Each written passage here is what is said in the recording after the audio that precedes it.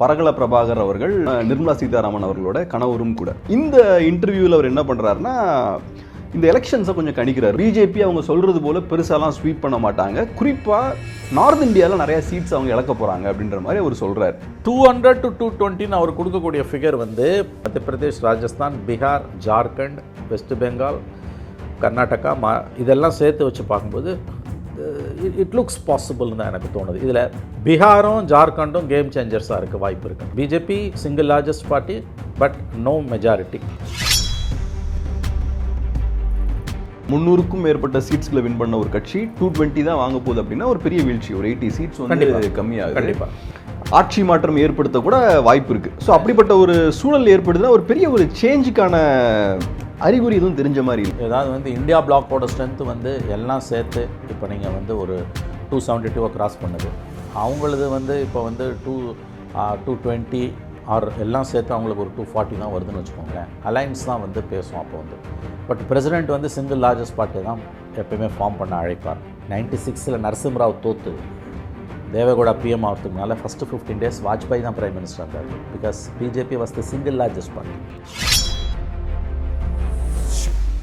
India alliance இப்போ 270 சீட்ஸுக்கு மேலே ஜெயிக்கணும் அப்படின்னா டெஃபினட்டாக காங்கிரஸ் அவங்களோட டேலியை இன்க்ரீஸ் பண்ணும். அட்லீஸ்ட் 120 சீட்ஸ் காங்கிரஸ் மினிமம் வாங்க வேண்டியிருக்கும். எஸ், அதுக்கான ஸ்ட்ரென்த் காங்கிரஸ் கிட்ட இருக்கிற மாதிரி தெரியுதா? வாய்ப்பு குறைவு. அப்படி தான் தோணும். காங்கிரஸ் 120 கிராஸ் பண்ணி கோலிஷன் கவர்மெண்ட் ஃபார்ம் பண்ணுறதோ, அல்லது பிஜேபி வந்து இன்னும் கீழே போய் 200 கீழே போய் காங்கிரஸ் 160 வரைக்கும் போய் பண்ணுறதோ எல்லாம் வந்து ஐ திங்க் இப்போ வெரி அன்லைக்லி சினாரியோஸ் தான் எனக்கு இப்போதைக்கப்படுது.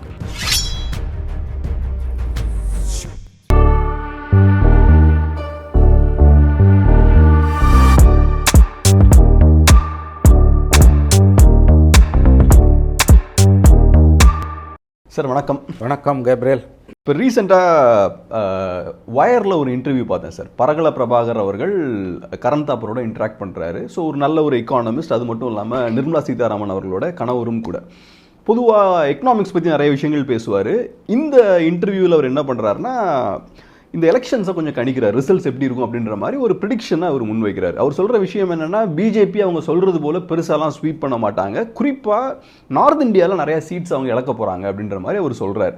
குஜராத், யூபி, எம்பி இந்த மாதிரியான ஸ்டேட்ஸில் கண்டிப்பாக அவங்க நிறையா சீட்ஸை லூஸ் பண்ண போகிறாங்கன்னு ரொம்ப ஸ்ட்ராங்காக சொல்கிறாரு. அதுபோக சவுத்தில் கர்நாடகாலையும் நிறையா சீட்ஸை வந்து பிஜேபி கண்டிப்பாக லூஸ் பண்ணுவாங்க. ஸோ அவரோட கணிப்பு என்னென்னா 220 சீட்ஸ் வாங்கினா பெரிய விஷயம். பிஜேபி அரௌண்ட் 220 to 230 தான் வாங்குவாங்க அப்படின்ற மாதிரி அவர் சொல்கிறார். ஸோ இப்போ அவர் பரகல பிரபாகர் அவர்களை பொறுத்தளவில் சும்மா நியூஸுக்காக பேசுகிற ஆள் கிடையாது. யோசிச்சு ரொம்ப கேர்ஃபுல்லாக லிமிட்டடாக பேசக்கூடிய ஒரு மனிதர் அவர். ஸோ இந்த விஷயங்கள், இந்த ப்ரெடிக்ஷனை வைக்கிறாரு, எப்படி பார்க்குறீங்க? ஆமாம், இந்த ப்ரெடிக்ஷன் பாஸ்ட் 2 months-ஆகவே வந்து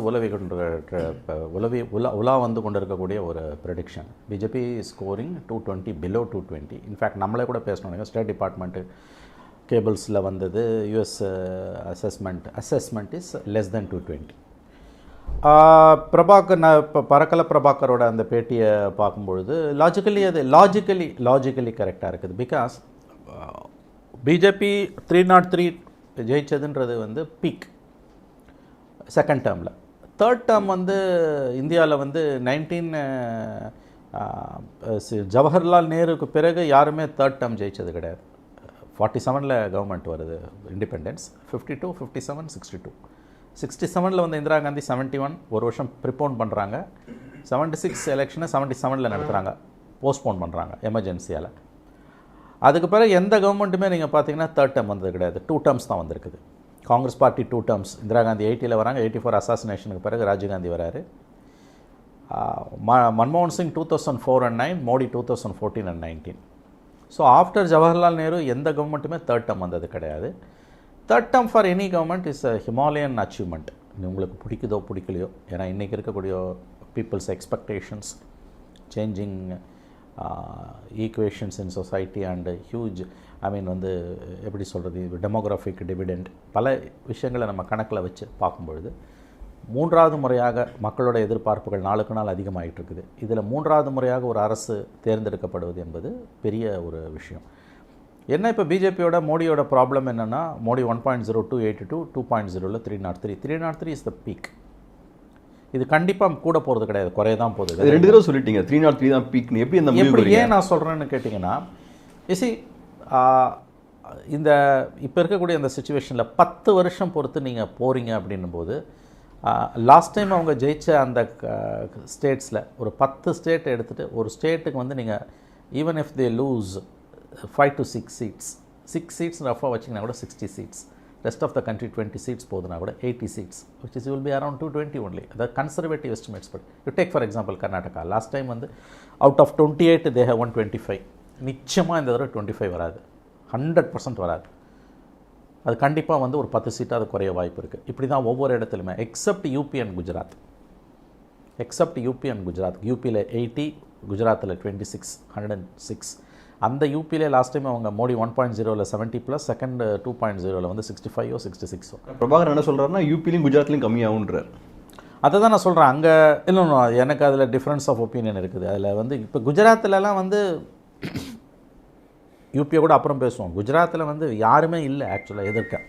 நீங்கள் பார்த்தீங்கன்னா சூரத்தெல்லாம் பார்த்தீங்கன்னா there was no political force to challenge BJP. Virtually political பார்ட்டிஸே கிடையாதுங்க. ஏன்னா அது இப்போ இதில் அந்த ஐடிஎம்னு அந்த ஒரு ஆன்லைனில் வெப்சைட்டில் அந்த விஜய்சங்கர் ஃப்ரண்ட்லைன் எடிட்டர் அவங்கெல்லாம் சேர்ந்து நடத்துறதுல காந்திநகர் கான்ஸ்டுவன்ஸில் அமித்ஷாவோட கேம்பெயின் பார்த்திங்கன்னா எந்த அளவுக்கு சிஸ்டம் வந்து ராட்டன் ஆகிருக்கு, கரப்ட் ஆகிருக்குன்னா ஆப்போனன்ட் கேண்டிடேட்டுக்கு கேம்பெயின் பண்ணுறதுக்கான ஸ்பேஸே இல்லை. அஸ்தோ அமித்ஷா இப்போயே ஜெயிச்ச மாதிரி தான் அங்கே கேம்பெயின் நடந்துகிட்டு இருக்குது. சூரத்தில் வந்து அந்த நாமினேஷனே டிஃபால்ட் ஆகி ரிஜெக்ட் ஆகுது. 8 இண்டிபெண்ட் வாபஸ் ஆகிறான். அன்பிரசிடென்டட், அதாவது எலெக்ஷனே இல்லாமல் பார்லிமெண்ட் கான்ஸ்டுவன்சியில் எலெக்ஷனில் அன்அப்போஸ்டாக வருதுன்றதெல்லாம் வந்து மைண்ட் பாக்லிங். சோஷியல் ஸ்ட்ரக்சர் வந்து குஜராத்தில் வந்து சஃபோகேட்டிங் டு த கோர். நினச்சி நீங்கள் பார்க்க முடியாது. ரெஸ்ட் ஆஃப் இந்தியாவில் இருக்கவங்க அதை பார்க்க முடியாது. Virtually no opposition. யூபியில் சமாஜ்வாதி பார்ட்டி சேர்ந்ததால் there is some ray of hope. But எவ்வளோ சீட்டு நீங்கள் அங்கே கொடுப்பீங்கன்றது தான் இஷ்யூ. ஸோ 200 to 220 அவர் கொடுக்கக்கூடிய ஃபிகர் வந்து மத்திய பிரதேஷ், ராஜஸ்தான், பீகார், ஜார்க்கண்ட், வெஸ்ட் பெங்கால், கர்நாடகா, இதெல்லாம் சேர்த்து வச்சு பார்க்கும்போது இட் லுக்ஸ் பாசிபிள்னு தான் எனக்கு தோணுது. இதில் பீகாரும் ஜார்க்கண்டும் கேம் சேஞ்சர்ஸாக இருக்க வாய்ப்பு இருக்குன்ற 40 + 16 56 சீட் இருக்குது. 56 seats. This could be a game changer. So பரக்கல பிரபாகரோட அந்த ப்ரொஜெக்ஷனை வந்து I think we have to take it very seriously and it's a likely scenario எனக்கு தோணுது. BJP single largest party but no majority on its own and scoring anywhere between 200 to 220 and it's a coalition governmentன்றது தான் இப்போ இருக்கக்கூடிய எல்லா இண்டிகேஷன்ஸும் தெரிவிக்கிறதா இருக்குது. Sir, இப்போ என்னென்னா இப்போ நீங்கள் சொன்னது போல் 300க்கும் மேற்பட்ட சீட்ஸ்களை வின் பண்ண ஒரு கட்சி 220 தான் வாங்க போகுது அப்படின்னா ஒரு பெரிய வீழ்ச்சி. ஒரு 80 சீட்ஸ் வந்து கம்மியாகுது. கண்டிப்பாக ஆட்சி மாற்றம் ஏற்படுத்த கூட வாய்ப்பு இருக்குது. ஸோ அப்படிப்பட்ட ஒரு சூழல் ஏற்படுதுன்னா ஒரு பெரிய ஒரு சேஞ்சுக்கான அறிகுறி எதுவும் தெரிஞ்ச மாதிரி இல்லை. ஏன்னா இப்போ UPA 2 கவர்மெண்ட் நடந்துட்டு இருக்கும்போது ஏகப்பட்ட ப்ரொட்டஸ்டாக இருக்கலாம். ஒரு பெரிய ஒரு வேவ் தெரிஞ்சது. ஜேபி அவர்கள் தலைமையில் ஜனதா பார்ட்டி வந்து ஒரு பெரிய அப்போசிஷனை பில்ட் பண்ணும்போது அது ஒரு பெரிய மாஸ் மூவ்மெண்ட். அது அந்த மாதிரி கிரவுண்டில் எதுவும் பெரிய ஒரு எழுச்சி தெரியல. அது June 4th தான் தெரியும். இப்போ நீங்கள் 2004ல் ரெஜிம் சேஞ்ச் வந்தது. காங்கிரஸுக்கும் பிஜேபிக்கும் just 7 seats தான். UPA 1க்கோட ஸ்ட்ரென்த் வந்து Congress 144, BJP was 137. In fact Tamil Nadu let டவுனர்ஸ்னு அத்வானி வந்து ரிசல்ட்ஸ் வந்து அன்னைக்கு சாயங்காலம் சொன்னார். His first reaction was Tamil Nadu let downers. ஏன் தெரியுமா? 40 seats புதுச்சேரியோடு சேர்த்து சொல்கிறேன் நான். Swept by the Congress and DMK left MDMK PMK alliance. அது ஜெயலலிதாவோட ப்ரூட்டல் ரெஜிம் இங்கே 2001 and 4ல் நடந்ததால் வந்த வேணா. அது இங்கே மட்டும் பேலன்ஸ்டாக ஒரு 20 25 15 வந்திருந்ததுன்னா அங்கே காங்கிரஸுக்கு வந்து டேலியாக கிடச்சிருக்காது. ரெஜிம் சேஞ்சு கூட வந்திருக்காது. Tamil Nadu let downers, one state which let downers was தமிழ்நாடுன்னு. அந்த மாதிரி இந்த தடவை பீகார் இருக்குன்றாங்க. ஏன்னா பீகாரில் லாஸ்ட் டைம் அவங்க NDA ஸ்கோர் 34, இந்த தடவை வாய்ப்பே இல்லைன்றாங்க. ஸோ பரக்கல பிரபாகரோட அசஸ்மெண்ட் வந்து விருப்ப வெறுப்பு இல்லாமல் ரொம்ப, அதாவது வந்து ரொம்ப அன்பயஸ்டாக. ஏன்னா ரெஜிம் சேஞ்ச் வேணும்னு விரும்பக்கூடியவங்களில் நானும் ஒருத்தன். அதனால தான் எப்போயுமே பேசும்போது ரொம்ப காஷியஸாக நம்மளோட விருப்ப வெறுப்பையை ஒதுக்கி வச்சு நம்ம நான் பேசணும்னு விரும்புகிறேன். அப்படி பேசும்போது ரொம்ப கார்டடாக சொல்லக்கூடிய வார்த்தை என்னென்னா, there are fair chances for Parakala Prabhakar Rao's assessments to come true. So இப்போ 220 சீட்ஸ் அப்படின்றது கரெக்டான ஒரு நம்பராக இருக்கும் அப்படின்ற மாதிரி சொல்கிறீங்க இல்லையா? லாஜிக்கலி எனக்கு வந்து எல்லா ஆங்கிள்லையும் கூட்டி கழிச்சு பார்க்கும்போது சில இதில் ஏறுறது சில, ஏன்னா சவுத் வந்து மேசிவ் டிஃபீட் அவங்களுக்கு காத்திருக்குது. லாஸ்ட் டைம் வந்து கிட்டத்தட்ட 35-40 சீட்ஸ் வந்து இந்த தடவை கண்டிப்பாக கிடையாது. நாட் மோர் தென் 10 சீட்ஸ்னு ரேவந்த் ரெட்டி சொன்னார் பிஜேபிக்கு. அதுதான் எனக்கு கரெக்ட். சவுத்தை பொறுத்த வரைக்கும் அப்படி தான் நான் பார்க்குறேன். பட் ரெஸ்ட் ஆஃப் இந்தியா வந்து I think always we have to talk with scepticism and take it with pinch of salt. இப்போ 220 சீட்ஸ்னா சிங்கிள் மெஜாரிட்டி உங்க கையில் இல்லை. ஸோ அப்போ வாட் நெக்ஸ்ட்ன்ற ஒரு கேள்வி இருக்கு. ஸோ பிஜேபி லெட் கோலிஷன் இருக்குன்னு நினைக்கிறீங்களா, இல்லை இந்தியா வரதுக்கான வாய்ப்பு இருக்குன்னு நினைக்கிறீங்க? அதுதான் $1 பில்லியன் கொஸ்டின். ஏதாவது வந்து இந்தியா பிளாக்கோட ஸ்ட்ரென்த் வந்து எல்லாம் சேர்த்து இப்போ நீங்கள் வந்து ஒரு 272 கிராஸ் பண்ணுது. அவங்களது வந்து இப்போ வந்து 220 ஆர் எல்லாம் சேர்த்து அவங்களுக்கு ஒரு 240 தான் வருதுன்னு வச்சுக்கோங்களேன். அலைன்ஸ் தான் வந்து பேசும் அப்போ வந்து. பட் பிரசிடென்ட் வந்து சிங்கிள் லார்ஜஸ்ட் பார்ட்டி தான் எப்பயுமே ஃபார்ம் பண்ண அழைப்பார். 96 நரசிம்மராவ் தோத்து தேவகவுடா பிஎம் ஆகிறதுக்கு முன்னால் ஃபஸ்ட்டு 15 days வாஜ்பாய் தான் பிரைம் மினிஸ்டர் இருந்தார். Because BJP was the single largest party. S D Sharma, Shankar Dayal Sharma வாஜ்பாயை தான் கவர்மெண்ட் ஃபார்ம் பண்ண அலோவ் பண்ணார், இன்வைட் பண்ணார். அவர் ஃபார்ம் பண்ணிவிட்டு 15 நாளில் மெஜாரிட்டியை ப்ரூவ் பண்ண முடியாமல் ரிசைன் பண்ணிட்டு போனார். அதுக்கு பிறகு தான் தேவகவுடா வந்தார். ஆனால் இன்ட்ரெஸ்டிங் எலெக்ஷன் இந்தியன் பாலிடிக்ஸில் இண்டிபெண்டன்ட் இந்தியாவோட ஹிஸ்ட்ரியில் இது 18வது எலெக்ஷன் நம்ம பார்க்கலாம். 17 எலெக்ஷன் நம்ம ஃபேஸ் பண்ணியிருக்கோம். இந்த ஒன் எலெக்ஷன் என்னை பொறுத்த வரைக்கும் ரொம்ப இன்ட்ரெஸ்டிங்கான ஒரு எலெக்ஷன் எதுனா 1989 எலெக்ஷன். பிகாஸ் 1989 வாட் ஹேப்பண்டுனா, இந்திரா காந்தி 84 அசாசினேஷன் முடிஞ்ச பிறகு 400 சீட்டு ஜெயிச்சு ராஜீவ்காந்தி வராரு. 89 காங்கிரஸ் ஸ்கோர்டு 195. ராஜீவ்காந்தி என்ன சொன்னார் எடுத்தெடுப்பிலே, people have rejected me because நான் 400 வாங்கிட்டு 195 வாங்கியிருக்கேன். எடுத்தெடுப்பில் சொன்னார் I am going to sit in the opposition. In fact that has cost his life. என்னை பொறுத்த வரைக்கும் கேட்டிங்கன்னா விபி சிங் வந்து 140 ஜனதா தள், 89 பிஜேபியும் அரவுண்டு 60, நியர்லி 60, 50+ ஆர் 60 லெஃப்ட். 2 பேரும் வெளியிலேருந்து சப்போர்ட் பண்ணி தான் விபி சிங் 11 months இருந்தார். அதில் ஒரு 40 உடச்சி தான் சந்திரசேகரை பிரைம் மினிஸ்டர் ஆக்குறாங்க. 4 மாதத்தில் கவர்மெண்ட்டுக்கு வருது. Single largest party was in opposition. அதே பிஜேபிக்கு நடந்தது 96. They were the single largest party. 15 days form பண்ணிவிட்டு அவங்க பண்ண முடியல. தேவகவுடாவும் ஐக்கிய குஜராலும் வந்து கவர்மெண்ட்டுக்கு வந்தாங்க. அதுக்கு பிறகு வாஜ்பாய், அதுக்கு பிறகு மன்மோகன் சிங்.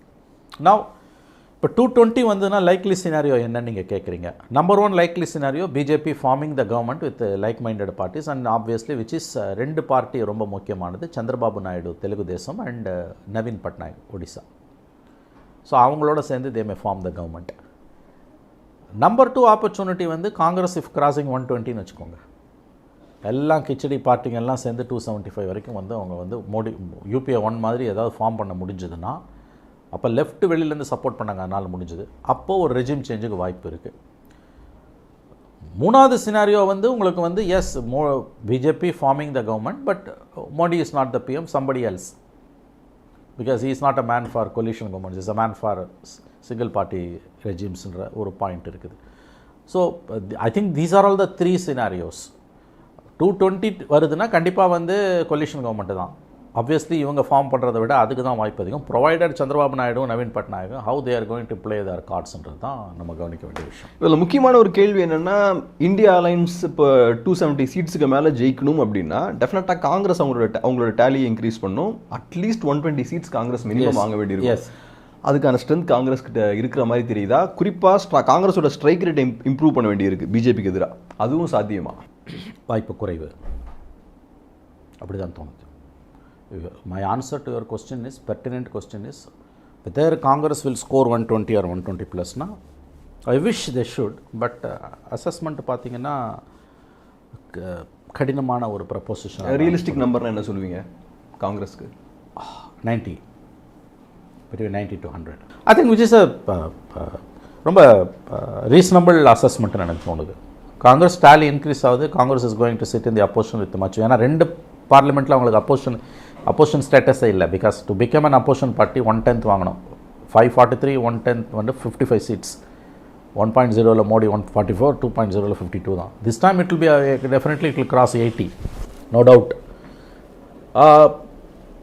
அப்படி பார்த்தீங்கன்னா நீங்கள் இன்னொரு கேள்வி கேட்கலாம், இது வந்து ரெஜிம் சேஞ்சை பற்றி நீங்கள் எவ்வளோ தூரம் நினைக்கிறீங்க? Honestly speaking, my doubts, I have my own doubts about regime change. My assessment is, to be frank, இன்னைக்கு இந்த தேதியில் April 25th நம்ம பேசிகிட்டு இருக்கோம். My assessment is BJP with somewhere between 200 to 220, single largest party, and they are forming the government with the coalition, as a coalition government. அதுக்கு தான சாத்தியக்கூறுகள் தான் அதிகம்னு நான் நினைக்கிறேன் with my experience. Unless some miracle happens, this is going to be the scenario, likely scenario. Congress 120 cross பண்ணி coalition government form பண்ணுறதோ, அல்லது பிஜேபி வந்து இன்னும் கீழே போய் 200 கீழே போய் காங்கிரஸ் 160 வரைக்கும் போய் பண்ணுறதெல்லாம் வந்து ஐ திங்க் இப்போ வெரி அன்லைக்லி சினாரியோஸ் தான் எனக்கு இப்போதைக்கப்படுது.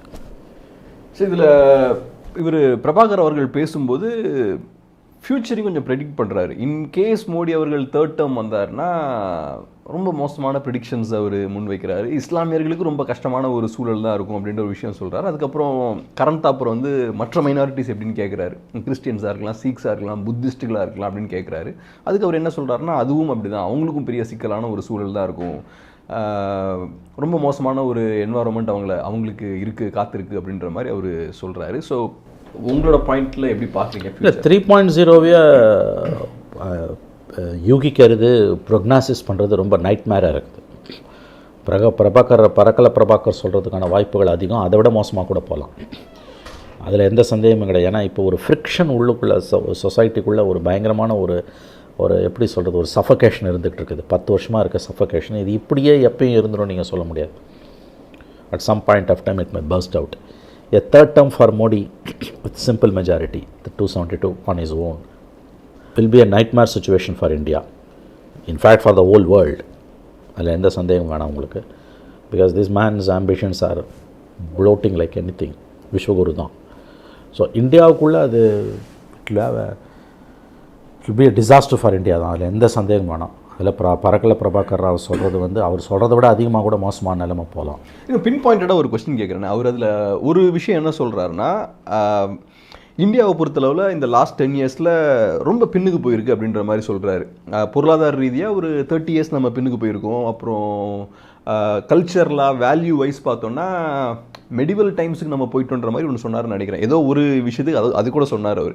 ஸோ இந்த லாஸ்ட் 10 இயர்ஸில் நிஜமாவே நம்ம ரொம்ப பின்னுக்கு போயிருக்கோம்னு நினைக்கிறீங்களா? பொருளாதார ரீதியாக, எம்ப்ளாய்மெண்ட் ஜென்ரேஷன், இந்த மாதிரி. இல்லை, அது கண்ணு முன்னால் தெரியுது இல்லை. இப்போ நீங்கள் ஐஎல்ஓவோட அந்த ரிப்போர்ட்டு, இன்டர்நேஷ்னல் லேபர் ஆர்கனைசேஷனோட லேட்டஸ்ட் ரிப்போர்ட் கூகுள் பண்ணிங்கன்னா வரும். இந்தியன் எம்ப்ளாய்மெண்ட் 2024 ரொம்ப மோசமான சுச்சுவேஷனை தான் அவன் சொல்கிறான். உங்களுக்கு வந்து 1974க்கு பிறகு இருக்கக்கூடிய க்ளூமி சுச்சுவேஷன் தான் இப்போ இருக்குது. 37% ஆஃப் அவர் யூத் ஆர் ஜாப்லெஸ்ன்றான். அவுட் ஆஃப் ஜாப்லெஸ் 85%, 83%ல majority out of jobless 83% are ஆனால் யூத் பிட்வீன் 18 to 35. ஏன் இதை கேட்குறேன்னா, பெரிய ப்ரொட்டஸ்ட்லாம் வந்து அந்த மாதிரி அதுதான் அதில் என்ன பிரச்சனைனா, இது நல்ல கேள்வி. இந்த கேள்வி நீ எங்கே ப்ரொட்டஸ்ட்டை பார்த்த, எங்கே வந்து கலவரங்களை பார்த்துன்றாங்க. இதில் ஒரு விஷயம் என்னென்னா, இப்போ நீங்கள் வந்து 1980ஸ்லையும் 90ஸ்லையும் இருக்கக்கூடிய சினிமாக்கள்லாம் பார்த்தீங்கன்னா அன்எம்ப்ளாய்டு யூத்தை மையமாக வச்சு படம் வரும். ஆங்கிரி யங் மேன் வரும், வறுமை சிறப்பு, தமிழோட பாலைவன சோலைகள், இந்த மாதிரியான படங்கள் வரும். ஹிந்தியில் நிறைய படங்கள் அந்த மாதிரி வந்திருக்குது. ஓம்புரி நடித்த படங்கள், அன்எம்ப்ளாய்மெண்ட்டை வச்சு எடுத்த படங்கள் வந்து நிறைய வந்தது. இன்றைக்கி அந்த மாதிரி படங்கள் கிடையாது. இதோட அர்த்தம் வந்து உங்களுக்கு அன்எம்ப்ளாய்டு யூத்தோட அன்எம்ப்ளாய்மெண்ட் இல்லைன்னு கிடையாது. ஐஎல்ஓ ரிப்போர்ட்டை ஒதுக்கி தள்ளிட்டு போயிட முடியாது. நீங்கள் life standard of un unemployed youth வந்து 80ஸ்லையும் 90ஸ்லையும் இருந்ததை விட இன்றைக்கி அதிகமாக இருக்குது. அதை நீங்கள் ஒத்துக்கணும். ஒரு அன்எம்ப்ளாய்டு யூத்து கையில் இன்றைக்கி ஒரு வாட்சோ, ஒரு மொபைலோ, சின்னதாக ஒரு மோதிரமோ, I mean is worth around 10,000 rupees in his body, which is not the case 80ஸ்ல 90ஸ்ல. யானைப்படுத்தா குதிரை மட்டுன்றது. இப்போ யூஎஸில் பார்த்தீங்கன்னா அன்எம்ப்ளாய்மெண்ட் இருக்குன்னா that position is much different from us. So unemployed youth 1980s and 90ஸ்ல வந்து திரைப்படங்களில் பார்த்த அந்த சுச்சுவேஷன் இல்லாமல் இருக்கிறதுக்கு காரணம் அன்எம்ப்ளாய்டு யூத்தோட லைஃப் ஸ்டைலுன்றது இன்றைக்கி வந்து மாறி இருக்கு. Overall life style has grown.